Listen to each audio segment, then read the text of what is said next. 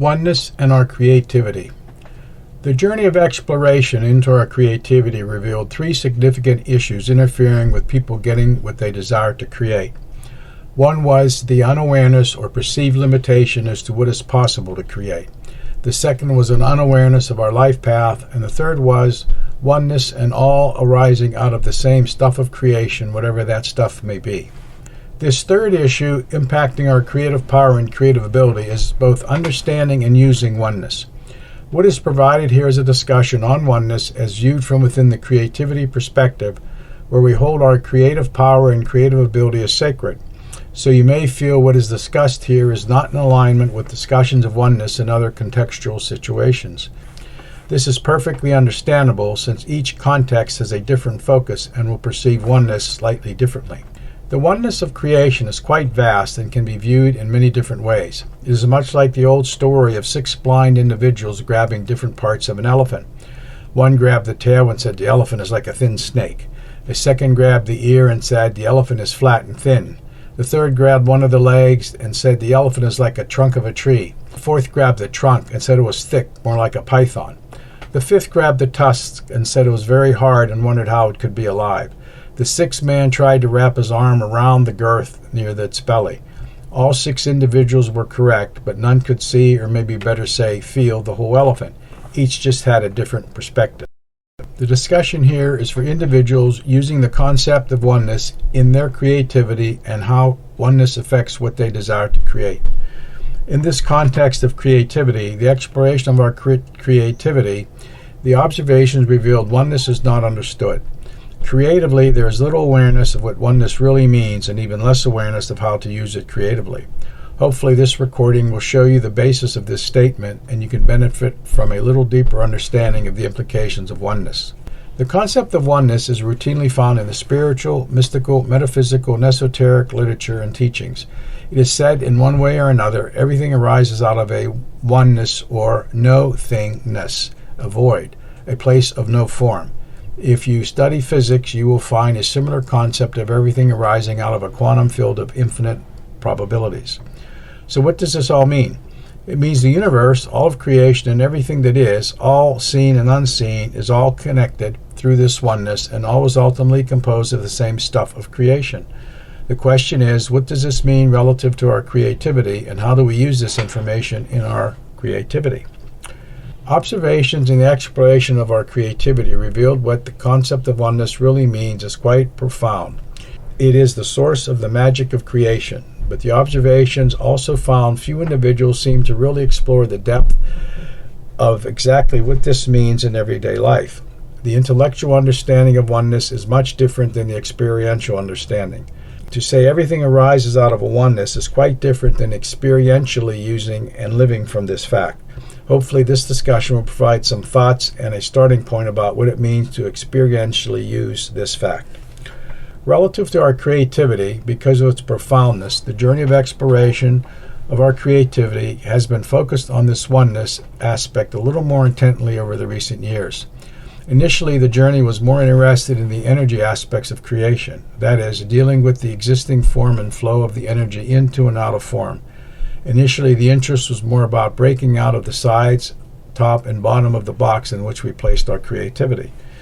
Following the energy explained a tremendous amount of our creative power and creative ability, much like the comment made in how political decisions are made.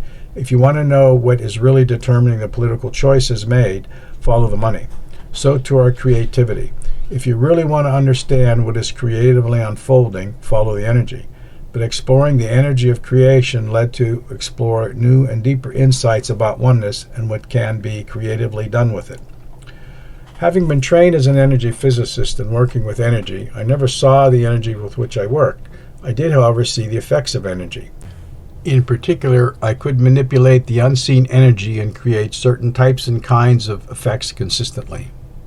So too oneness. I have seen the effects of oneness, and I have found some ways to work with the oneness that are shared here that may help you to better create what you desire. You, of course, will have to do your own experiments to see if what is said here is true for you. My recommendation is and will always be for you to look to discern your personal truth, calibrate your internal compass, Learn to navigate from the heart and look to create a life worth living, and look to create that inner satisfaction that never runs dry regardless of what is happening in the world. Creating what the mind wants will not necessarily even come close to what the heart creates, but we are free to create whatever we choose. But what must be clearly understood is creating what mind wants will not necessarily even come close to creating a life worth living and creating that inner satisfaction. In working with the oneness of creation, there are only two concepts that need to be understood. The implications of these two concepts are the starting point and extend to the depth and breadth of creation. At this point, it is appropriate to remember any experience of the non-physical will not be properly characterized by the human mind, for the human mind is limited. It can only give an approximation to what it is it attempts to describe about the unseen. As such, your insights may differ on this topic. The first concept is everything is here now, for all exists in the oneness. In oneness, there is nothing else. All is contained in the oneness. We do not see this oneness because our focus is limited.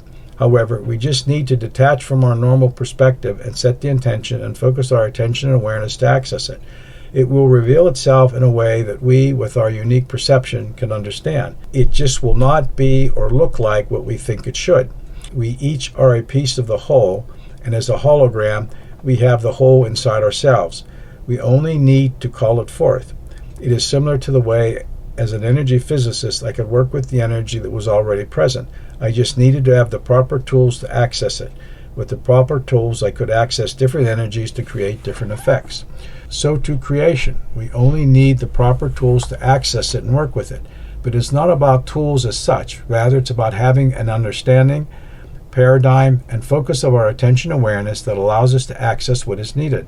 The tools are our own mind and body. The understanding we need to effectively use the oneness in our life is accessible through our intuition. We only need to ask, and our intuition, or something like a synchronicity, will lead us to what we need. Either our intuition will surface from within our own being, what we seek often as a knowing or an awareness about what we need, or some type of external synchronicity brings what we seek to us in an event, a person, a communication, or some other external occurrence. It is suggested you do some experiments for yourself to understand the truth of what is said here.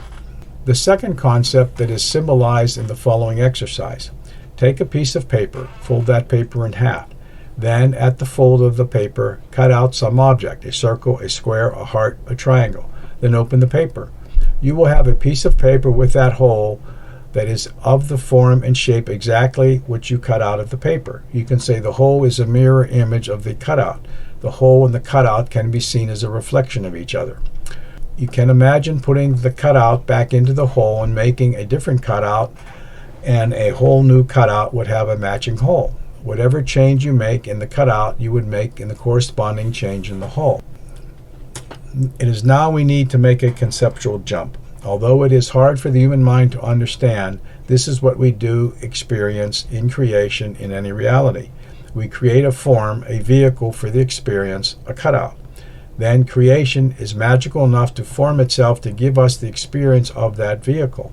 Consciousness, using the aspect of consciousness we call mind, creates the vehicle, a blueprint, if you wish, through that which we think and believe. The energy of creation then molds itself into the vehicle following the blueprint created by mind, and energizes and animates the vehicle to give our awareness and experience of that creation.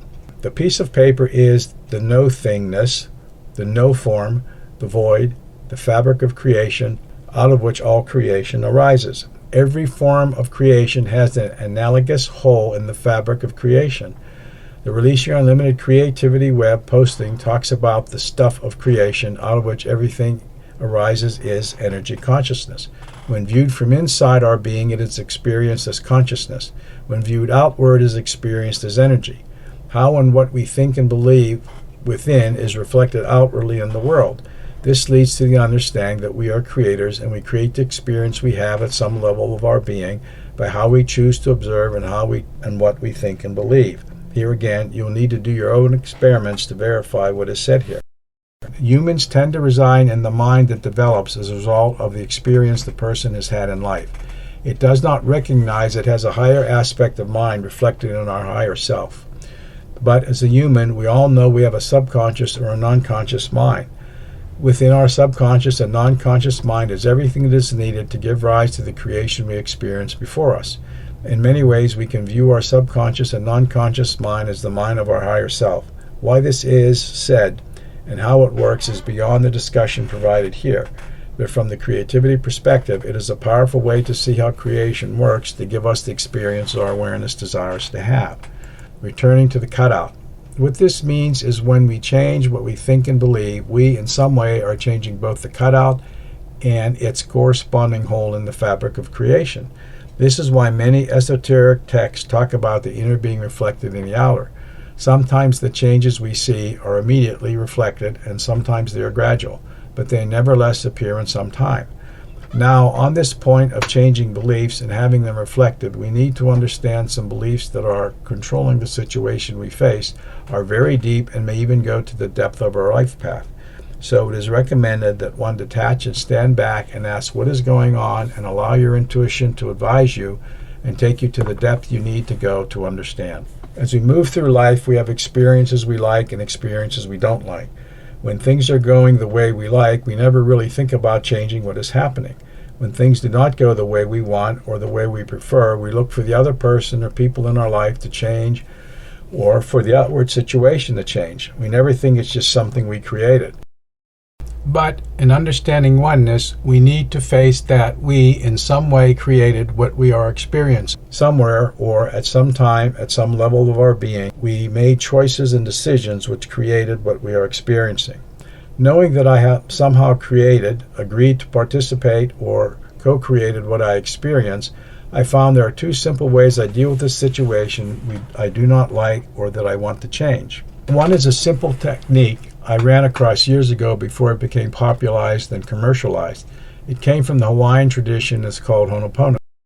The technique is very simple and is an admission that at some level of our being we created what we are experiencing but have no idea as to how or why.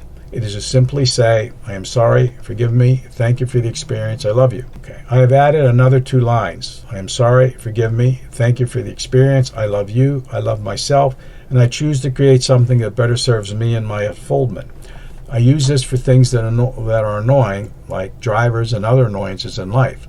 One thing that this technique does, it allows me to take responsibility for creating the experience in some way and not blaming others and stepping into the victim consciousness. In doing this Ho'oponopono exercise, I let go of the emotion behind the annoyance. Ho'oponopono allows one to move from the limited perspective of creation to an expanded perspective of what it means to be a creator. The second way is, again, to understand that whatever experience is before me, I, again, somehow created, agreed to participate in, or help co-create. I know that the mind that is observing what is occurring is the mind that created what is occurring, and it must change if I wish to experience something different. Otherwise, it will continually repeat the past. Hence, I need to change what I think and believe about what is occurring.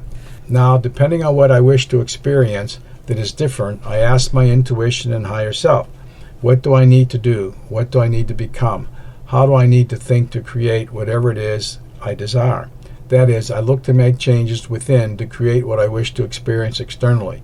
Then I make the appropriate changes as guided by my intuition and internal guidance. I find looking to what I need to change within most useful when doing consulting in some way. As a consultant, there is an individual in front of me that is trying to create something different in their life. It does not matter what it is. If I am going to help them in the oneness of creation and interconnectedness, I have to look inside to see how I have to change to create that experience where they create what they desire.